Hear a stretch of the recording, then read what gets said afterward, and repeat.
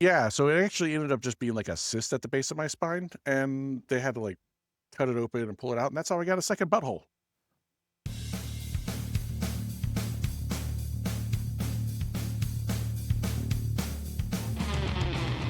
Sec- Dude, a second like, butthole.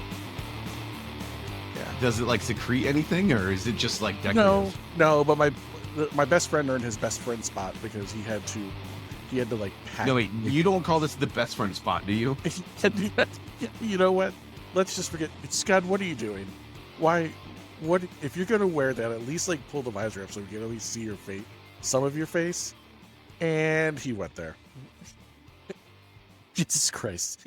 He flew the F4 for 10 minutes last night, and now he's trying to look like the pilot in the F4. Thanks, Heatler. We thank you for Scud and his help. You think things, people. Hey, it's a real helmet. I flew on it with it in it. Something. Flew on it. It's been flown. It's been flown. It's yeah. Oh my God. When I had a much skinnier head, though. Damn. Dude, Well, there we go. great looking head. Demonetized now. All right. So what's Wait. You guys were getting paid? oops. How did he have to do this? Cats out the giveaways? bag. Yeah. Oh, all You right, guys are all getting right. paid for this? Yeah. Enough antics. So today, welcome back, everybody. Got the High Alpha Hooligans. We're back from a very serious discussion last week talking about controls, Xbox controllers, HOTASs, build quality, options for playing. This week, we're going to delve into something a little bit different than what we've been doing because we've covered favorite modules. We've done Viper versus Hornet. We've done mission building, HOTAS, VR, track IR. This week, we're going to take it and call it. Yeah, that's even better. You should have started with that, dude. Just to have that on, close it up, and that would have been better. Two's blind. Great song. I love that song.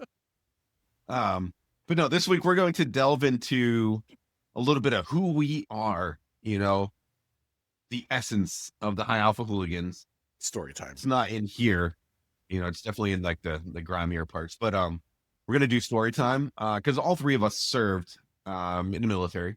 And so we're going to tell a story or two about our service and kind of give you guys a peek into the history of, what created these brilliant minds that now sculpt this masterful podcast that you all enjoy once a week. They barely fit inside helmets, right? Yeah. Oh, speaking of barely fitting inside of helmets, we did break 5,000 views. Yes, we did. 5,500. 5,500. 5,500 in 2 5,500. days. Yeah. Insane. That was awesome. It's because of Jimmy's beard.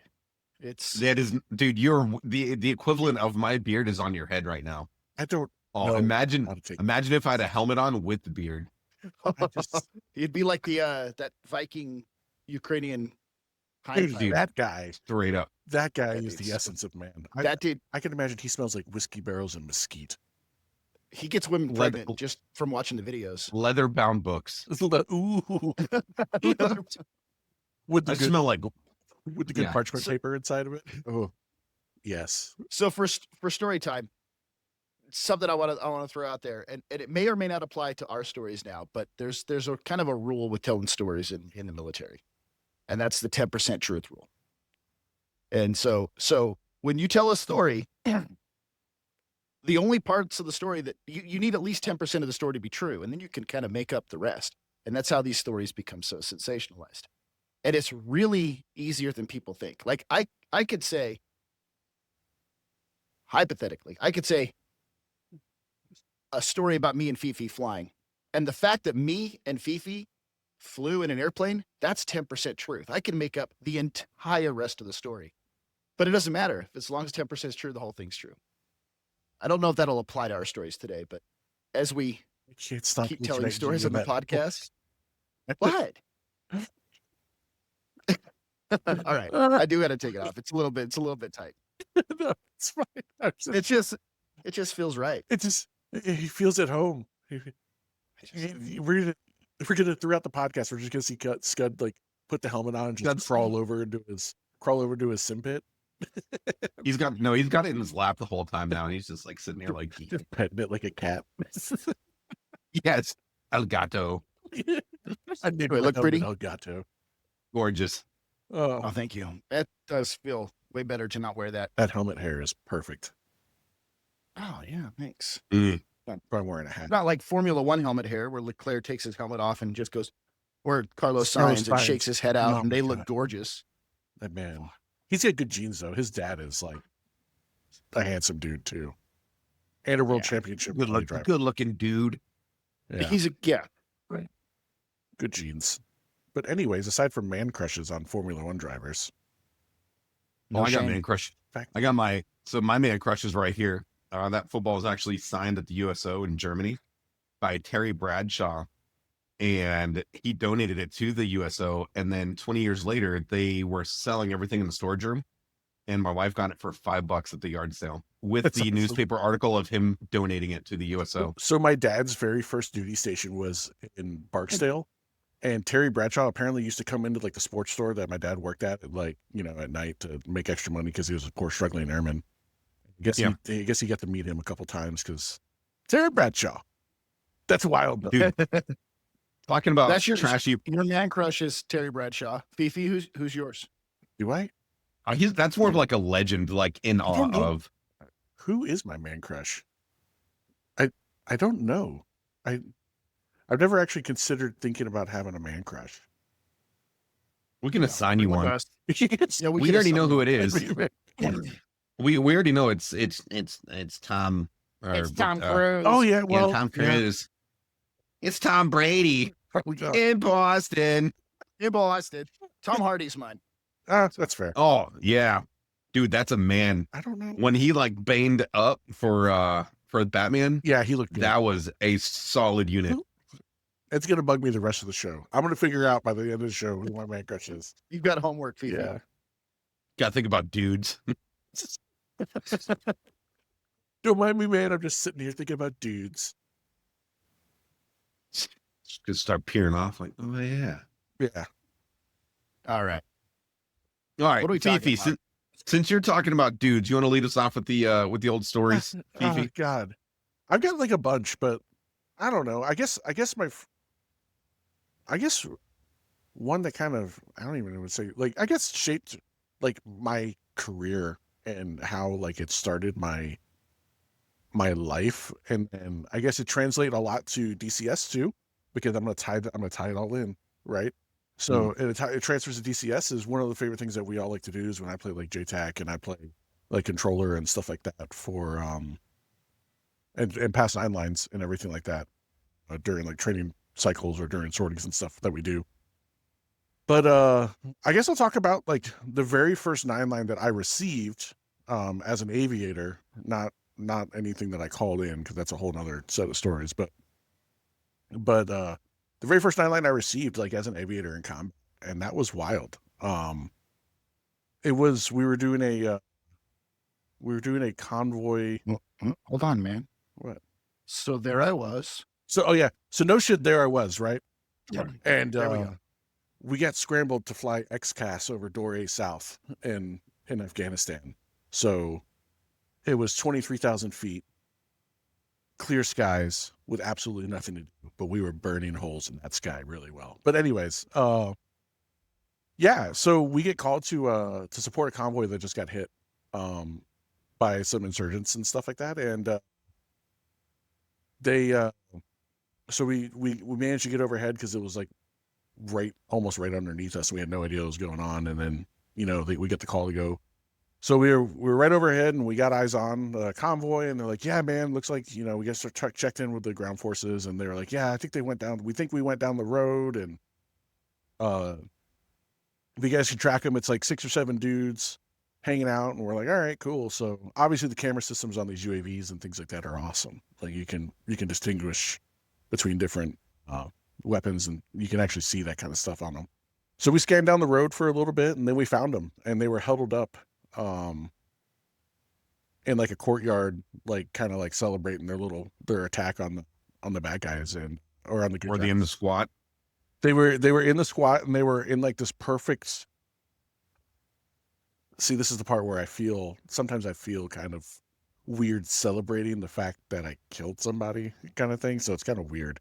But they were in like this perfect circle around a campfire. And one thing everybody knows just from like doing pod ops and even in DCS is you always have to look for those heat signatures to get tracks on and things like that. And so we're like, hey man, we think we found you guys. Here they are. They were watching our video feed and things like that because there's a bunch of cool examples or advantages to it. And they're like, yeah, man, those are the guys. Like we saw the weapons all around them, RPGs and like AKs and all sorts of stuff around them. They're like, yeah, stand by for a 9-line. And I was like, holy crap. Like it was like 8 months into me like being qualled. I was 19 years old, 8 months into being qualled, and now I'm taking 9 lines over Afghanistan, like getting ready to drop a bomb on something. And do you have that moment where you just did like that 100-pound exhale? You're like, and then it all transferred to here, and you're like, serious cloud. it was, I still get nervous talking about like the first time, because it is we all do. yeah, it is that whole like, it's like It didn't last long. And I think everybody can kind of, yeah, it didn't last long. Those are quick pops. At line 5, they said go. Yeah. And so it was like wild though, because in that moment, like I was like shaking, like my heart was like racing, and I started like sweating, even though it was like 60 degrees inside the GCS. God, those sunglasses. But, Hey, it's okay. And then, yeah, I started taking down the 9-line, and then, that's when they say like that cheesy line where that's when the training kicked in, but it's true. Like you drill that stuff for so much, and it's true. Like you drill certain things so much that you just learn that it just becomes instinctual. And it was kind of a blur all up until that point. And we called in, got cleared hot call, called in, rifled off the Hellfire, and placed it right in the middle of all of them, and popped them, schwacked them, and yeah, that was wild. It's so, after that, I think it, I hate to say it got easier, but it got easier. And then like the emotions that come along with that, right? Because it doesn't like really hit you until much later. Yeah, I gotta wait for that adrenaline to wear off. Yeah. And that's even more wild though, because like in the moment, like you can like hear your people in the background, right? Because I'm in a GCS, so I'm like a refrigerator box inside a big building. And so you have people running in and out of the door behind you, the control station, like, make sure you do this, like backseating you and stuff. Like we had a policy where if you weren't an IP yourself, all people who were in like a shooting kinetic situation had to have an IP run into the room and be there with you to make sure you're doing everything properly. And this is before I became an IP, and like they freaking, like they're in over your shoulder in the room, like, and then you see the explosion on the screen, and then you hear everybody start cheering, and it's so weird that you become so desensitized to that kind of stuff. But later on, you're seeing like people come and pick body parts up and all sorts of stuff, and it's interesting. But that really, once I got through that part, I think I learned what like the flow of how things happen when it comes to like employing ordnance and employment, and like, collateral damage estimates, making sure that you're putting the right weapon in the right area so you're not doing any damage to anybody else besides what you're intending to hit, and things like that. And so, it's kind of wild, man. I don't even know why I'm telling this story, but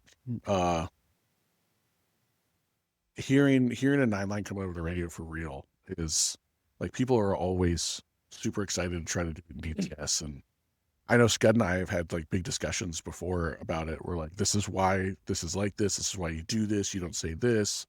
You don't say this. You say it like this. You repeat this. Make sure everything's good. And yeah, having lived it for real, and having things on the line, real things on the line. Yeah, that's crazy. And then after that, it was just kind of like it started happening normal, and it became like a normal part of everyday life, just running that stuff. What year was this? Probably like 2006 or so. It was February of 2009. Oh. Yeah, it was Well, then actually on you're- Valentine's Day because we called it Yeah. the Valentine's Day Massacre. We made a patch for it. I think it's in my closet somewhere. But the next sortie up, the next sortie up, they called us Cupid. We were called Cupid 1-1 for that. Like the Canadian soft guys were like, no, we're gonna call you guys Cupid today. So, Sending love on Valentine's Day. yeah, so we actually had a patch of like Cupid riding an MQ-9, and in his bow he was shooting a hellfire out of the bow. Yeah, I gotta find the patch. If I find the patch, I'll post it up. But Yeah, please do. But no, I mean, like, you got to get it right because once you push the pickle button, you can't take it back. Right. I Yeah. mean, And what was that's what all crazy that is training's for. like between like nobody sees all the extra stuff that goes on in the background, like coordinating the airspace, making sure all the players are pushed out. Because at that point we were in a tick, so there's a bunch of other aircraft below us, and clearing the airspace out, making sure the airspace was cleared out. And so the pilot was on like Merc chat, and which is like a chat that, for everybody who doesn't know, is like a chat. Like it's like AOL rooms that the military uses. But like the Secured, right? yeah, but like the pilot was like clearing out airspace to make sure people were getting out from underneath us. And like technically, as a sensor operator, I wasn't supposed to be, and an enlisted guy, I wasn't supposed to be taking the 9 line and getting the clear hot call and basically like consenting to release. Like that has to be an officer. But guess who did it? Like it was me. And that was interesting. Like to see that, to have all that stuff going. Well, I want to praise you on your real life experiences being a JTAC and then operating with them in the Pred and in the Reaper. When you run JTAC and DCS, it takes it to a new level. Like it's one thing to go drop bombs. It's one thing to have the AI pass you a robotic sounding 9 line. It's an entirely different thing to have an actual JTAC qualified person running the stack and moving the airplanes and coordinating 9 lines in real time. It's And it's awesome. And I'm not saying I was a JTAC. Like I wasn't like an actual TAC P. I wasn't one of those guys whose whole life and job was that. I was lucky enough to get qualified to do it because it was in the early days of UAVs where we realized that the UAVs had all these extra peripheral things that they could do. And I just happened to be standing in the room at the time where my commander's like, who am I going to send to go to JFire, to the JFire course and, get a JTAC qual. And I was just, I thought you were like one of the classified SEAL teams that you can talk about. Yeah, no. Yeah, I actually shot Bin Laden in the face too. So yeah, you shot him with the DD 219. Is that what that was the weapon? Yeah. Oh, Jesus. The DD 214. That's what it was. ID 10T. Oh yeah, that's that one had too much recoil. It hurt my shoulder. But yeah, Oh, okay. yeah, it is a lot of fun, like doing that. And so technically I was, and then that's when I dove into that world. It opened up a lot of stuff for my career, which I think was really, really cool, doing a bunch of wild stuff. Oh, it's kind of funny too, thinking back at like 2009 versus like 2003, like how much changed. Because in 2003, you would literally have like hardly any communication. You'd have a radio, and then you'd have literally like preset phase lines where you'd have, grid cords, scribbled down. Then you could either math between them or you'd replot. And then in 2005, 2006, we started using BFT, Blue Force Tracker. And Blue Force Tracker was awesome because it would be in a Humvee and you'd pull it out and you get like a little screen and a little keyboard like this. And it was basically, like you said, AOL. And you like dink, dink, dink. But it was awesome because you could have like real-time essay on like what's around you. Yeah. And then now, Android tactical is the ATAC stuff is awesome. You can go on and Google all this stuff. It's super cool. But you can take an Android, you load on some stuff, you plug it into your 117 on your back with like SATCOM or anything like that. And it's literally Velcroed on your chest right here. And you can pull a tab and it flops down and you got your little screen. Right? You'd be like, beep, beep, beep. It's like technology. It's what we do every day. But it's funny because like as you're telling like the story of like sending and receiving 9 line 2009, They would have been on Rover Blue Force Tracker. and Rover Fleet. Yeah, they would have. With the tone. Yeah, they would have been. Book. Yeah, 100%. So funny. Now, Funny story about the tough book. Actually, so I was it's a doing strong book. Yeah, I was doing. Yeah, that was not very strong at all. Thanks, Dell. I mean, But, it is way more resilient than like Yeah. most. I mean, yeah. So we had these. So okay, second part of this funny story, because I got like 2 funny stories here. So, so it was Kandahar. It was my very first deployment. It was Kandahar, and we had like the squadron van, and where I was on Kandahar. You where I guys was had a van? Yeah, we had a van, and it was one of like the sweet diesel Toyota ones that was like super fast. But so we had, Where you sit on the motor, yeah, we still and no matter what, you can start in any gear, and it still goes the exact same speed. exactly. But Clutch never slips. But like our ramp was on the opposite side of the base. Like we were way off on the east end of the base, and like you had to go like it was like 2 miles to get to like the chow hall or anywhere where anybody was living. And right next to us are also the British Royal Marine Commando unit. Mm-hmm. And for them to go to the chow hall, they had to walk like 2.5 miles every day, like one way to the chow hall, no matter if it was raining or things like that. And so yeah, yeah. And so whenever I would see them in the van, when I was in the van, I would be like, "Come on, guys, pile in, see how many you guys, see how many of them you can fit in the van." And eventually, they started calling me the free candy van. And they just knew it was me driving by when I would stop and like scream at them to hop in the van. But then I was like, and they're like, "What do you do?" And I told them what we did, and they're like, "Oh man, that's really cool. We want to work with you guys. Can we come over and check out stuff?" And so we had an aircraft returning from a sortie from a mission, and so we had it sitting overhead the base because we were doing like the base protection stuff as well. Because if we had extra gas, we would stop and do that. But so we had them pull the rover kit out on the ramp, and we just put eyes on the ramp on ourselves, and we were like watching, and waving at the cameras. You could watch yourself in the camera down below. And then the Brits being Brits, they were like, "Oh yeah, look at that!" And then one guy just pulls his pants down and moons, moons the bird. So that was just weird, wild stuff that happens like that. But enough about me. Enough about butt cheeks too from you. For anybody who might not be understanding the friction with butt cheek content from Fifi, the other day we were doing some testing on our end, and he delved into the anatomy of a, sphinctal region of the human body, and Scott and I were like, "What are you talking about?" What? I don't remember that. 10% truth. Oh, right. Yeah. I mean, I could bring it back up for the listeners, but I would like to keep this, children, adult content. I My side back here says childish adult at play. We're gonna keep it that way. That way. Oh man. Well, it's because I like to see. I have a massive thunderstorm rolling into my house, so hopefully my power doesn't go out and I stay with you guys. We'll keep those butt cheeks. But also, it might create really cool sound effects and ambiance as we. Well, maybe we should get that story out of the way. I can go next. But yeah, if I just disappear, then we'll mourn my loss and carry on. We'll come looking for you. We'll burn a piano. No, tiny violin. Yeah. You my boy Blue. Dude, I love that movie. All right. So there I was. No shit in the shit. There living, you be. Yeah. On my second absolutely miserable deployment to the island of Guam. It's a hardship tour. I know.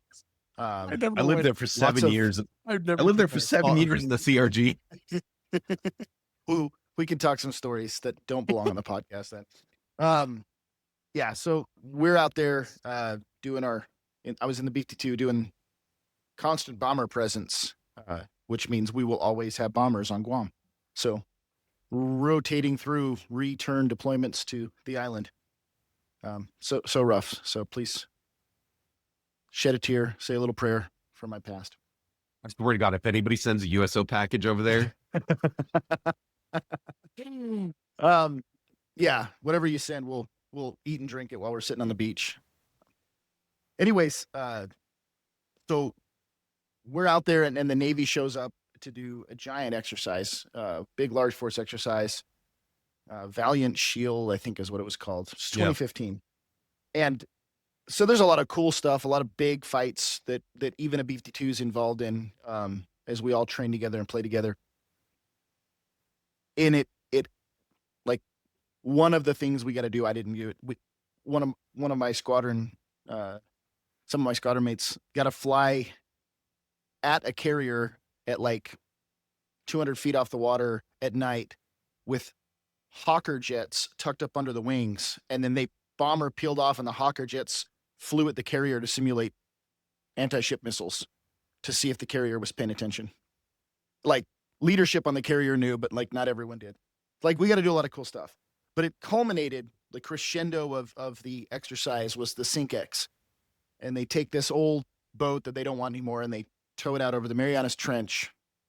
And then everyone gets a turn punching it until it sinks to the That's where bottom of the trench. Megatron was put. Yeah, that's he was part of a Sinkex. Okay, sweet. Maybe not this one. I can't confirm or deny.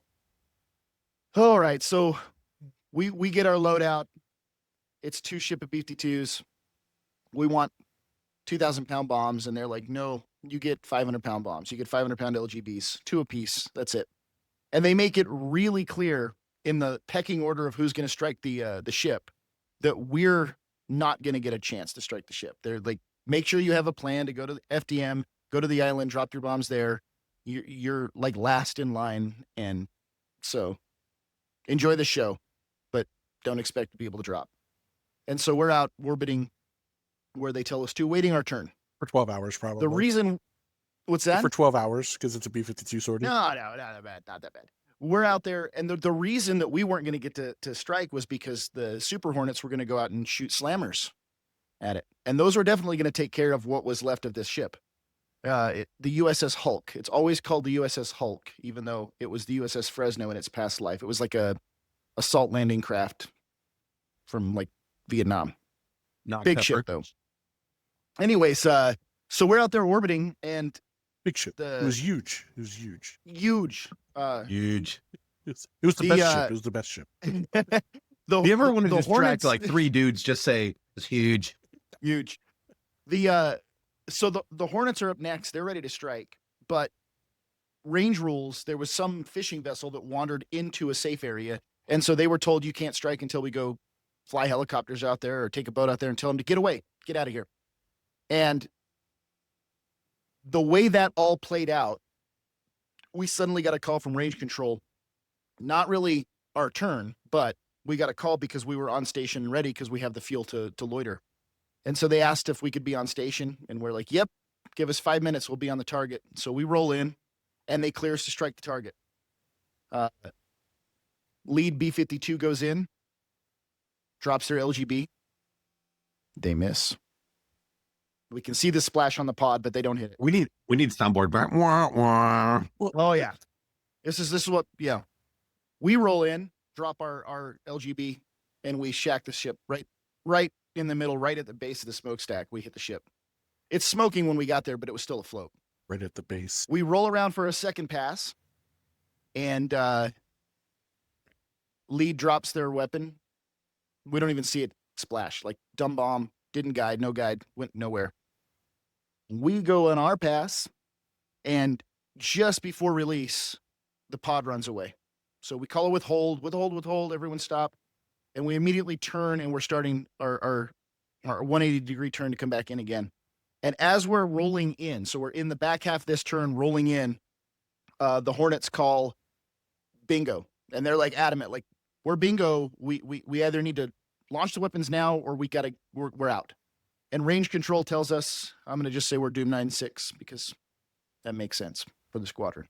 They tell us Doom 9-6, get off the range. And I reply back on the radio. I said, we are on re-attack. And they said, how much time do you need? And I said, we need 30 seconds. And they said, you have 30 seconds. So we release our weapon, we see it hit, and immediately we're off. We're getting out of the way of the Hornets that need to come in. I can hear your voice. I can hear your voice in that, like the way you like call it. You're like, I need 30 seconds. Like the way you kind of like. Oh yeah, it was like right around there, but I'm like, I need 30 seconds. Like, just come on. We're like that. We're finger on the button. We're right there. Let's go. Even though there's no button in the B-52, but whatever. It's voice activated. I was pretending. To push it's every voice button every time. Yeah. Drop the bomb. Dear, Drop Dear the Buff. bombs. It's so old. There's like a Dear string, Buff, please pickle. like a string on a handle that he just pulls, and it. They do have a string downstairs that they can pull to jettison the I weapons. see. No joke. Downstairs, they can pull this jettison It's handle. like the emergency stop string. I want to hear a train horn. You'll just like as it happens, like So we peel off. We're out of there. Hornets are cleared in, and well, they're not cleared in. They're whatever. I don't know. But the next radio call was what makes this story so awesome. Is that they ask range control for the last known position of the ship or something like that, whatever they asked. And then there's this pause on the radio, and then the range controller says, yeah, guys, sorry, but the ship's not there. The B-52 sunk it. And so we're just cheering as we rage back home, and they didn't get to fire their super nice expensive slammers and sink a boat, which is that was the Navy's cherry on top of this whole exercise. they also We don't sunk get it back out from under them after being told, don't plan on dropping. It's not going to be there. We get to roll in as a 2-ship, and only one of the 2 ships struck target twice, sink the boat. We fly back home. And I think the best part of the story is that the wing commander out in Guam was in the control room during this whole Sinkex exercise, but it was ran by the Navy. So he's like the lone Air Force colonel in the room full of Navy officers. He's the airman And- sitting there like this. Yeah, he came and found us afterward, and he was like, dude, that was the best feeling ever. It was the best feeling ever to be the one Air Force colonel in a room where we sunk their boat. And it was just this whole Air Force sink Navy story.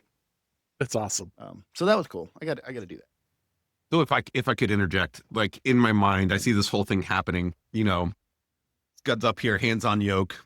They're like, it's gone. And he's like, oh, fuck yeah, boys. He like opens the window. He's got a sticker of a ship. He's like slapping it on the outside, closes the window. He's going back. He's like, fist bumps and Yankee bombs, Tom Brady, From Boston. Exactly. Coconut umbrella drinks are on me when we get back in 30 hours. So there is you remind me of another funny, like not story, but an antic though, totally unrelated to the story. There's in giant manual for the B-52, in all of that, word salad in there, there is one sentence on the windows. It's got like Boeing windows that open on the pilot co-pilot windows. There's one sentence that new pilots sometimes haven't read in depth enough to have seen, that says that the pilot and co-pilot windows can be opened at pattern altitudes and airspeeds. And that's a great secret to keep when you're flying with a brand new pilot who hasn't gotten into the book deep enough to maybe have seen that sentence, is when you're doing pattern work, you just kind of randomly out of nowhere, you just gather up all your papers and like stuck them aside. And then you take the airplane for a second. I got something to do. And then you reach up and turn the pressurization system off, and they're looking over at you like, what? Why'd you do that? And then you just kind of look over them with a grin and go, huh. You can open the window, and their eyes go like this big, because they're absolutely not ready for you at 200 knots in a jet bomber to open the window. I once got up out of my seat and went and got Skittles from the snack bar, and then came back and flew the rest of my 10-hour shorty. Damn. Yeah. It's just that's all I got. That's my story. I got another one if we got time later, but that's my there I was. All I see is you just grinning ear to ear, just slapping like a kill sticker on the side of the fuselage under the window. That's all I see. I don't think we ever got like a boat painted on the side of because it wasn't in combat. But like the B-52s at Edwards have little like rockets painted on the side for everyone they dropped. So we should have gotten a boat painted on the side. I can't believe I never even thought of that. That's like one of you need to get an A-10 out there somewhere that's got an F-22 painted on the side. Oh man, you need to get the crew back together. Opportunity. Go to Vegas, get matching tattoos. Ooh, let's get cut. Rico's Roughnecks. my God. Also a great movie. The second, Gosh, the we need to reference start to that watch movie. We need watch parties. Oh God, the Yes, second we do. reference to that movie that we've made on this podcast. Many more to come. Many more to come. So it's Jimmy. my story time then. Tell us. So for those of you guys who have taken the time, the dedication to read our About Us in the crew section, you'll know that, we all have very different walks in the Air Force. And mine was not aeronautically inclined until my last 10 years. The first 10 years that I hardly flew. Actually, that's not completely accurate because my first deployment, we did a lot of con air missions in Iraq. We'd fly everywhere and pick up all the guys that were captured, take them down to Basra, take them over to Buka. But that was more like, we call them con air missions. It's like prison bus with wings. Not fun. Did you guys have anybody that looked like Nicolas Cage? I mean, Or John Malkovich. Oh yeah, I mean, add beards, sure. Sure. Both of them. Some of them had some long hair. Yeah, I mean, but anyway, so my story is kind of ironic because I gave you so much stuff about buttholes. I actually have a funny story. So See, everybody's got a butthole story. this is early, kind of. Mine's not like, it's not like, in the same realm, but you'll see. So this is early 2000. This is before the advent of technology. We were still using rocks. Not really. We had Humvees. There was no MRAP. This is at the beginning of the war. This is before Hearts and Minds. We called it World War Iraq. And I was deployed and we were down in southern Iraq and we're like north of Nastar and doing route clearance and stuff, so we got like, there's a couple of us out there. We got bomb dogs, just searching. Then you find something, you call EOD, wait for, 2 days. Cause there's one EOD team for the entire area, and they gotta like, I don't know, clear 8 others or finish a movie, whichever comes first. I got a lot of friends who are EOD and it's funny the joshing that we do back and forth. They'd be like, oh my God, you're here on time. And they're like, but anyways, for us peasants that had to wait, we're out there one day and it is, to paint a picture. So we live in a base. We live in tents. The floors are like all tarped up. We have to walk to our little, what do we call them? Cadillacs for our showers and shitters and stuff. Both ways in the snow. Yep. No, there's no snow. It's like 130 degrees, 20 knot winds. It's 130 Sand and everywhere. snow. Yeah. 130 and snow. Charlie was everywhere And in the like trees. I will never forget the days that we had like sandstorms or just shitty strong wind because I would wear my goggles and I'd be walking in my flip flops and boxers to the Cadillac to go take a shower and like shower up. You're like, man, I feel great. And then you walk back and by the time you get back to the tent, you're covered head to toe again and like sand and everything. And then like the bottom of the showers, they're just like caked in sand and dirt and grit, but like, still a shower is still one of the greatest things in life. On like a hot, shitty day when you're just covered in sweat. Like, dude, like the sweat rings that you get on like your shirts and everything. Yeah. Like nuts. My wife still wonders, she's like, why do you just stand there in the shower and stare at the ceiling if you own it? Yeah. Because I can. Because I can. I went the longest I've ever gone without a shower was like 11 days. And like by the end of it, like I was like, I got in, I felt like a different person coming out. Like there's just like grit and stuff just coming out of your pores and stuff. Like I still have one bag in my Sludge. garage. I still have one bag in my garage I'm afraid to open up because it's still got like the moon dust in it. Yeah. Like, that bag has been sealed for almost 20 years now. It'll For a contaminate reason. everything. Yeah. Anyways, So we live in a tent. So, we're in dirty, dusty desert. And then my shift, we worked 6 days a week. And then the one day that you're off, you're doing defense sector maintenance. So you're filling sandbags, stringing new sea wire, hanging sensors, whatever work needs done, right? Building battle positions. And then on the rarity that it's your day off and there's a convoy tasking, everybody who's off gets to go on a convoy tasking. So it's my day off and there's nothing else to do. Like the one thing you can do is sit down and read what was the AFN newspaper? I don't know. It was always the Air Force Times for me. Air Force times. That's what it is. Yeah. So there was always, we had like a conference room type thing, but it was like just shitty old broken tables, chairs, and there'd just be like a pile of USO boxes in the middle. You'd look for a newspaper, magazine, and you just sit there and read or whatever on your like With one day off. With the tray of Otis Spunkenmeyer muffins in the corner. No, those were always gone because my shift was from noon to midnight.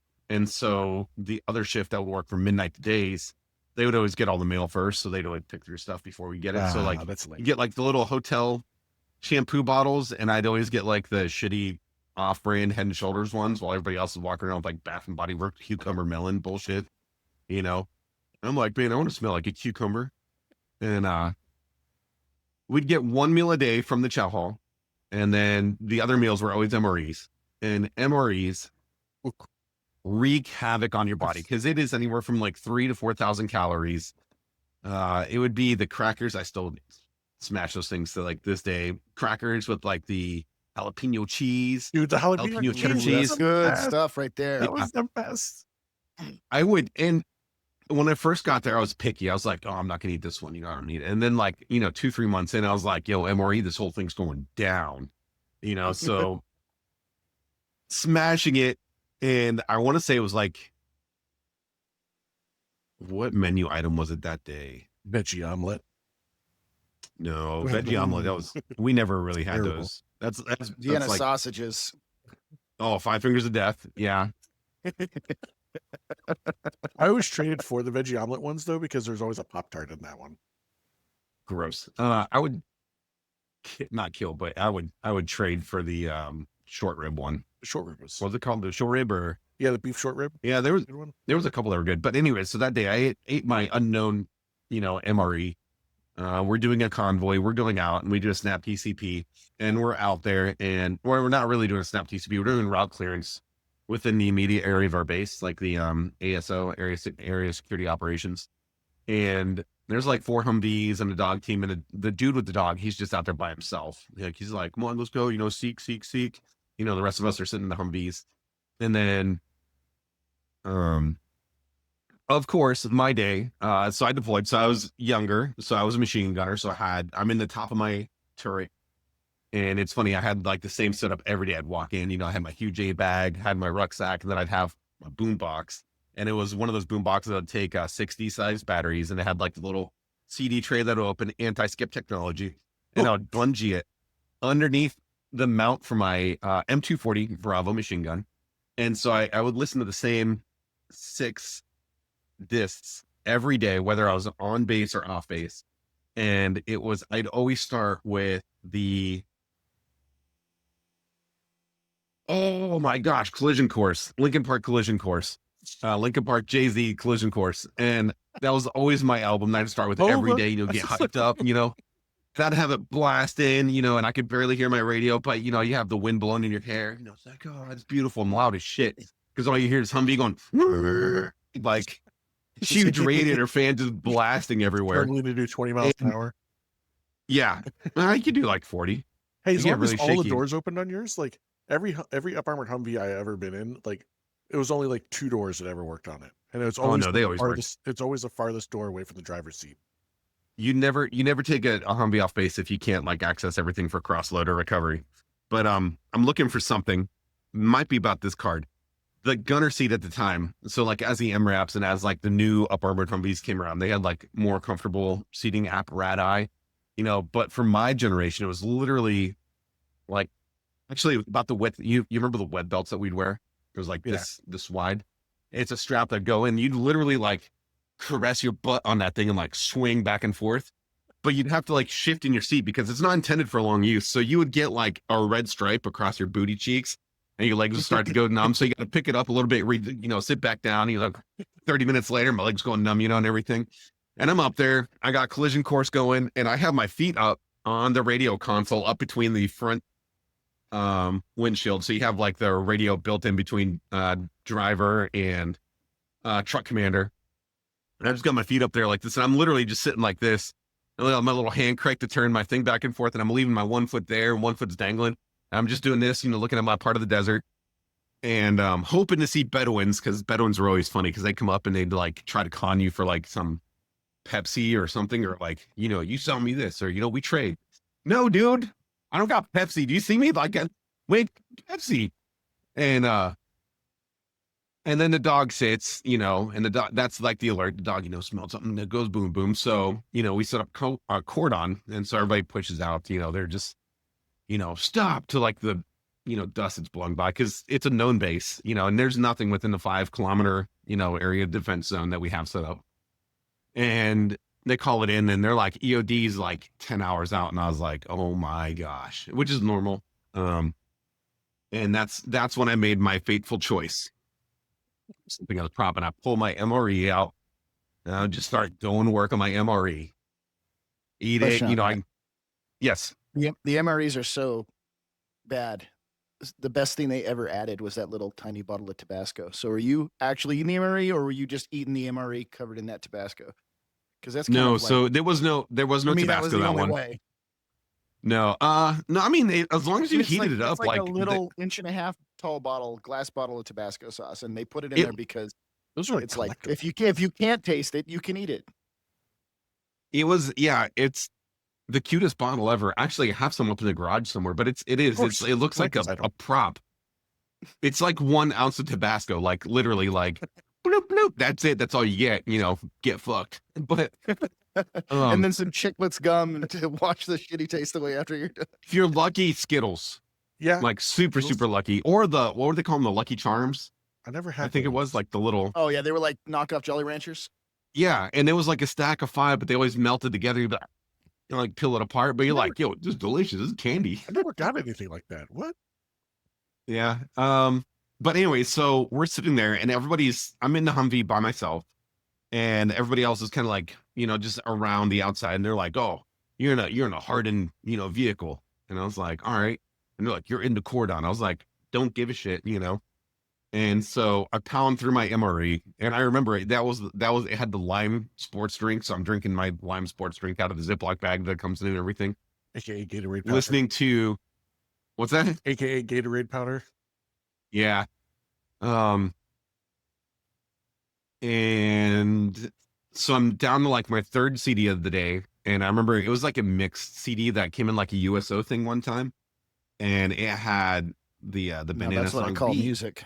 But I'm sitting there jamming. I'm like, yeah, bananas, Never those midnight It's the only entertainment I have. My little, blue and I think it was like blue and gray. It was blue and gray boombox, I'm just up here jamming, listening.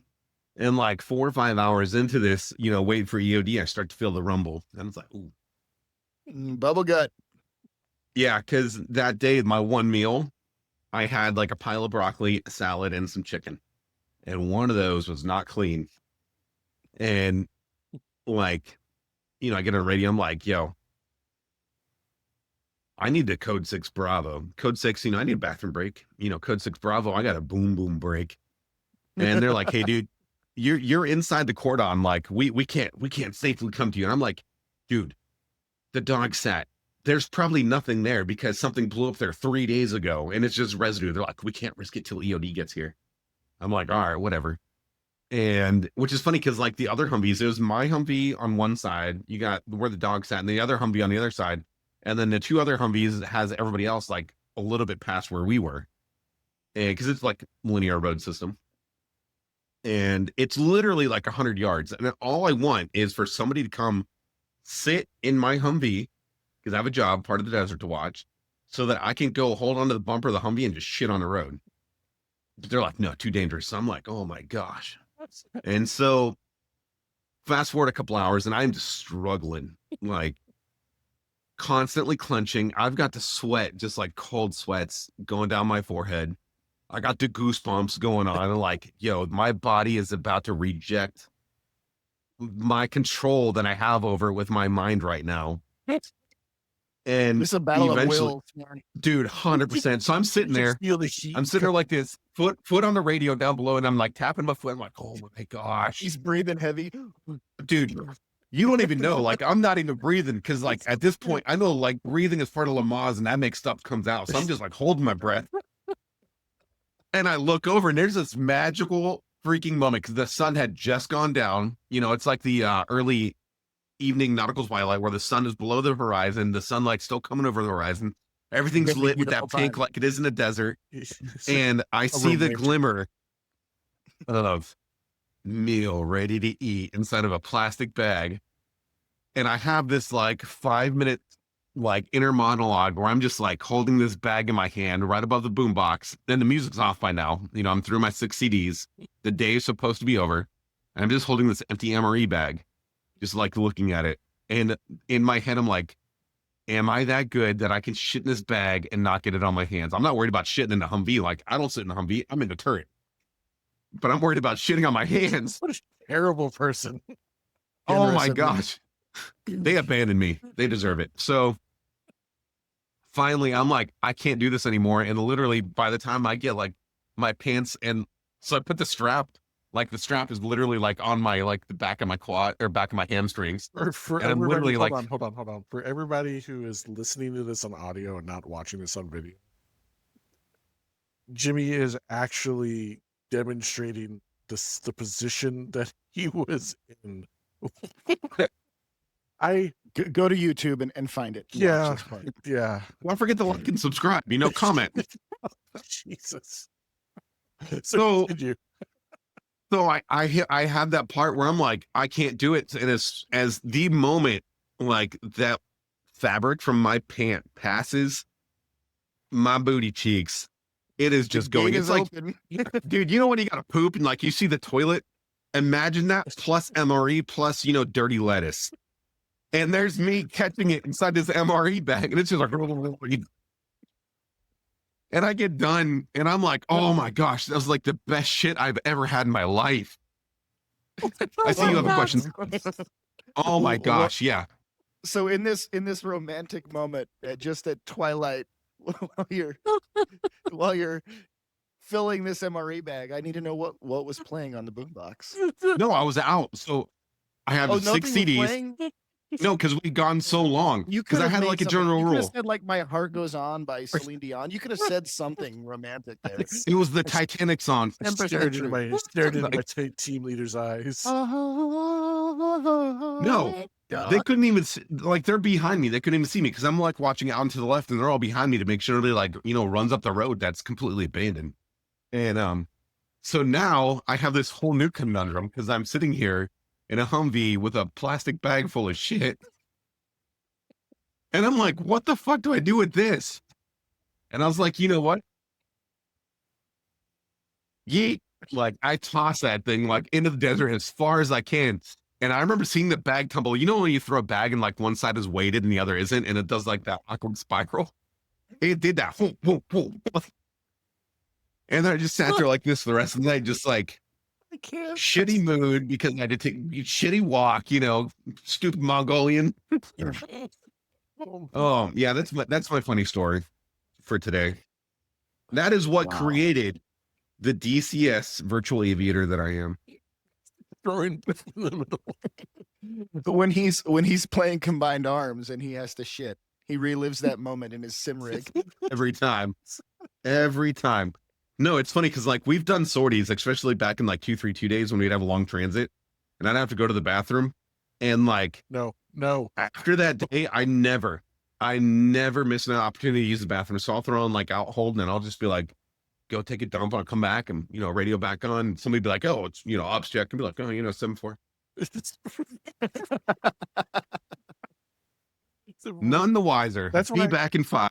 That's why I have a 5-gallon bucket with a toilet seat on it, man. Chair Oh, goes out man. of the way. Just come back to South Park again when they're playing video games. Yep. Mom. Milo. Yeah. I did So use a piddle, like I've used piddle packs when I was flying the 38, and I had to piss really bad, and we were doing formation training, and it was during a rejoin, and it was like really, really difficult to monitor the student during the rejoin and still, fill the bag. But I was so proud of my accomplishment that when the rejoin was done, the other instructor looks over at me and I'm holding up the bag. I'm like, and he's like, okay. I just wanted to point out that you guys are making fun of me for talking about my butthole earlier, and you guys are talking about shitting and pissing everywhere. No, Yeah, but- Scott. No, Fifi. You called it the best friend spot.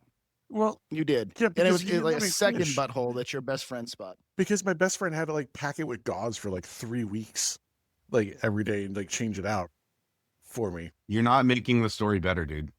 Well, but Fifi, in your defense, Jimmy's edging the listeners and viewers because he says, "I'm going to tell a butthole story," and then he builds up to this story of him shitting, but by talking about cucumbers and showers. So this is not the direction I think many people thought your story was going at first. There I am, alone in the desert in a shower. I gotta set the stage, you know. Cucumbers and bananas. Sand everywhere. Bath and Body Works. Can I get a sampler? You know. And this is where it all just goes downhill. Dude, it's funny, like the smallest things that you remember when you live off of like the, It's true. 2 bags of crap inside of a tent with like 23 other dudes, you know? Yeah, it was rough like that on Guam too. Mm. Fifi, what's next week? I can't even. You guys, you just can't I see. can't even right now, guys. Oh my God. Well, You invited us to do this podcast. I know. I was like, hey, You guys, asked for it. let's do a podcast. And then you're like, okay, cool. And now here I am, like 8 episodes later. Fifi's talking like- about poop. Fifi's like, I don't have enough bum stories. Please find 2 people to help farm them. Oh man. Well, for next week, we're gonna talk about. I figured we should talk about some modules. And like some of our favorite free modules and why, and some of our favorite modules that we like to fly besides the Hornet and the Hercules. Okay. Because everybody knows that the best module is the Hercules module, but I know there's others that almost live up to how good it is. You know what? You guys, everybody's gonna want to fly it when it comes out, and I cannot wait. I'm starting a Hercules squadron. Nobody's gonna want to fly it. They're like, what do you mean? Good. I just carry shit everywhere and I got a gun on it, if it comes armed. But I gotta be able to see them and be like close to it and not get shot down by everything. Like pretty much. Yeah. I mean, No, it's still gonna be. everybody loves All U-Hauls. But yeah, The we'll talk about modules. And the other thing, what about the 50 subscribers? Yeah, so we hit our 50. Yeah, where we at subscribers. We're now, like one? Let me 56 or something like that. I think Jimmy's gonna go look for it. I am. Yeah, we hit our 50 subscribers, so I'll be in contact soon with 50. with the winners and stuff like that. We'll pick out a winner and we'll give away that module of your choice. And so make sure everybody's on the Discord so I can find you, and make sure you're also subscribed to the podcast here on YouTube. And 86. 56. Yeah, there we go. Look at that. 86. Um, 56. Good number. And I'll get in touch with you guys. I'll get in touch with the winner here once we select one. So I think that's really excited about that. Sweet. We're gonna use Scud's credit card for it. Okay. I mean, get some more Sky Miles. Exactly. That's what he's in it for. The Sky Mile, so he could sit in that Sky Mile lounge. Oh, I was Get to talking sit about in the, the Sky Mile Lounge. I was talking about the Sky Miles you get with DCS when you buy stuff. Oh yeah. Oh, Oh yeah. Never points. mind. No, I'm buying. It's being bought on my account, and I'm just gifting to that because Oh, you guys own like greedy you bastard. guys own every module. Like, Not every. I don't have the F5 yet. I haven't bought it. what? You don't have the F5? Oh, that's a fun one. Mm-mm. But if you I know, have the it's- F4, I've been waiting for it to go on sale, and it just hasn't gone on sale. it's gone up in So- price actually. So I buy one thing every sale, and it has to be a sale item. that's fair. Shopping like an old person. All right. I do Well- the coupons, and, Thanks everybody for showing Thanks. up. I don't even know how to end this because of how weird it got. But thanks everybody Best for friend big- spot. big milestones. Views, viewership. That's 100% you guys. Thank you. I think the 3 of us can sit around and we can talk all day naturally. But we like to share this with everybody here because we enjoy DCS. We like the community part of DCS. We like to bring more people in. So the podcast for us is just our way of finding more people to fly with. So it's like a little selfish intention. But Or people to poop with. yeah. No, I had nobody. But so make sure you guys like us. Make sure you guys, if you subscribe, it's all completely free on YouTube. Check us out on, all of the other platforms with our podcasts. Share us with your friends. Help us go on this journey. So And please hit the Discord. And hit Talk up to to us. us. Talk to us. All right, everybody. Till next week. See ya. See you. Wait.